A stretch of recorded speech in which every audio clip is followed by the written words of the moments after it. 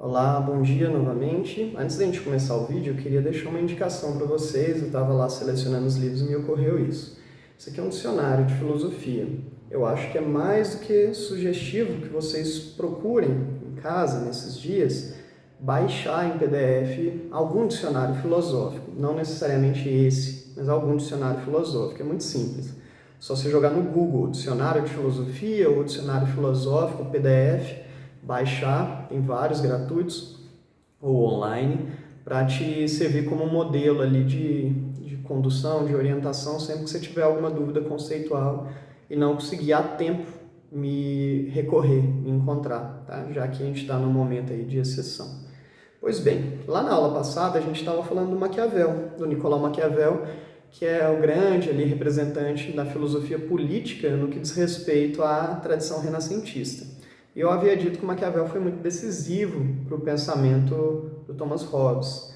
E eu chamei esse pensamento de contratualista, justnaturalista. Então, do ponto de vista até do Enem, dos vestibulares de São Paulo, da Federal de Uberlândia, há sempre uma preocupação muito grande que a gente tenha compreensão de três clássicos contratualistas e justnaturalistas. É sobre eles que eu quero me dedicar a falar hoje, que é o Jean-Jacques Rousseau, o John Locke e o Thomas Hobbes, já citado aí no início do vídeo. Então, eu vou construir uma aula exatamente separando a contribuição num ponto de vista mais sintético, né, desses três. Pois bem, o Hobbes, Thomas Hobbes, ele se consagrou especialmente por conta de uma obra chamada Leviatã. A obra, o título Leviatã já nos sugere uma série de conexões, né? O Leviatã é um personagem bíblico e que é uma espécie de monstro dos mares, uma figura punitiva, né? Que destrói navios e tudo, sempre que eles chegam numa região ali de risco, ameaçadora. A primeira base da teoria hobbesiana é essa. Ele entende que o Estado deve ser um Leviatã, né? Aquele que opera o Estado deve ser um Leviatã, ou seja, o Estado deve constar e contar com leis muito severas, deve ter uma estrutura muito punitiva. E ele tira isso de qual base? De uma concepção que a gente chama de contratualista, mas sobretudo de justnaturalista. Tanto Locke quanto Hobbes quanto Rousseau apresentam uma visão justnaturalista. Isso implica em dizer o quê? Todos eles estão preocupados em compreender como que o ser humano é por natureza, nas suas condições mais vitais, mais instintivas, para tentar identificar um pacto social, um contrato social, a emergência dentro da sociedade civil ideal para esse indivíduo. Eles estão de acordo nessa concepção. A diferença deles é no diagnóstico de qual é o nosso estado de natureza e como se daria essa passagem para a sociedade civil, uma passagem ideal, né? A hipótese do Hobbes, vocês devem se lembrar, famosa naquela frase de que o homem é o lobo do próprio homem, alude à ideia de que nós, no estado de natureza, somos individualistas.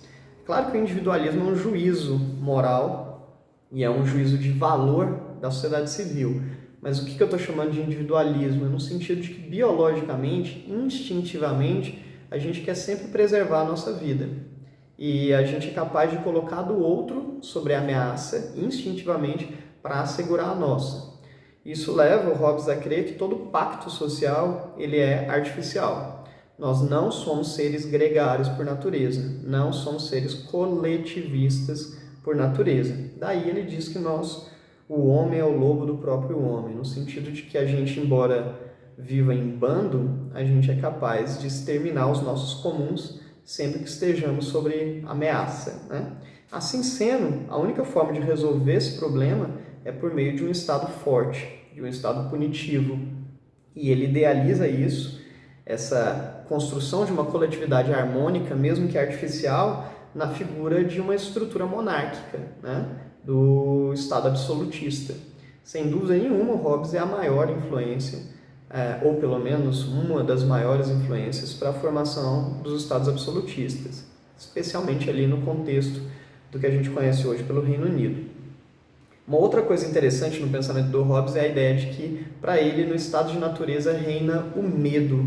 A gente vive constantemente sob o prisma da ameaça da morte emergente, já que a gente está absolutamente vulnerável, sem leis que nos protejam, né? E a formação da sociedade civil ela existe para isso também, para desativar o nosso estado natural de guerra de todos contra todos, né? A gente tem aqui, então, os elementos mais decisivos ali do pensamento hobbesiano. Ocorre que a gente vê de um outro lado um filósofo que é exatamente a visão inversa do Hobbes, que é o Jean-Jacques Rousseau, filósofo ali de Genebra, filósofo suíço, e que foi muito influente para o pensamento francês, tanto que a obra do Rousseau foi a mais decisiva ali para a Revolução Francesa, né? O ideal da Revolução Francesa, os ideais, né? Igualdade, liberdade, fraternidade, são herdeiros da tradição russoniana, especialmente uma obra chamada O Contrato Social, mas também de uma outra obra chamada O Discurso sobre a Origem e Desigualdade entre os Homens. Nessa obra, ele defende uma visão polêmica, que a origem da desigualdade entre os homens está na propriedade privada. A propriedade privada marca o início da desigualdade entre os homens. Para ele, no estado de natureza, não há propriedade privada. Ele diz, inclusive, que numa sociedade civil, havendo propriedade privada, ela só é legítima se ela visar a coletividade, se ela tiver alguma finalidade social. Certa vez me perguntaram de onde que o Rousseau tirou uma ideia tão absurda quanto essa, e eu relembrei o estudante que isso está na Constituição brasileira, né? Esse princípio que está na Constituição de 88, ela bebe numa herança russoniana. Então a gente vê o legado, a tradição desse tipo de intelectual. Pois bem, o Rousseau escreveu algumas obras fundamentais: O Contrato Social, o Discurso sobre a Origem e Desigualdade sobre os Homens, e um livro chamado Emílio, que é um dos meus favoritos, inclusive, do ponto de vista literário, do ponto de vista de estilo. Essa obra é uma obra pedagógica e ficcional. Ele narra a história de um personagem chamado Emílio, desde o seu nascimento até a vida adulta, e a formação do Emílio, a educação do Emílio seria o recorte, a metáfora ideal para o cidadão que o Rousseau pensou do seu contrato social. Então é como se o contrato social fosse a obra política do Rousseau e o Emílio fosse a obra ética. Primeiro ele pensou numa estrutura constitucional, estrutural mesmo, né, para a política, e por outro lado ele pensou no cidadão que se aplicaria a esse projeto político. E o modelo de cidadão é exatamente o que a gente encontra no Emílio, que é aquele que preserva a natureza humana. E aí cabe a gente lembrar qual é a natureza nossa para o Rousseau. Para ele nós somos bons selvagens, a gente tem uma natureza gregária. Mesmo que no estado de natureza a gente viva de forma solitária, isolada, na ausência de regras sociais, de pactos sociais, ainda assim nós somos, metaforicamente, o que ele chama de bom selvagem. A gente tem um sentimento gregário, a gente tem compaixão, a gente se transfere, se projeta no outro. E a gente acaba perdendo isso vivendo numa sociedade concorrencial, conflituosa, com propriedade privada, com senso de delimitação, de demarcação, de egoísmo, né? E o que ele propõe? Que a gente reformule o nosso contrato social a fim de garantir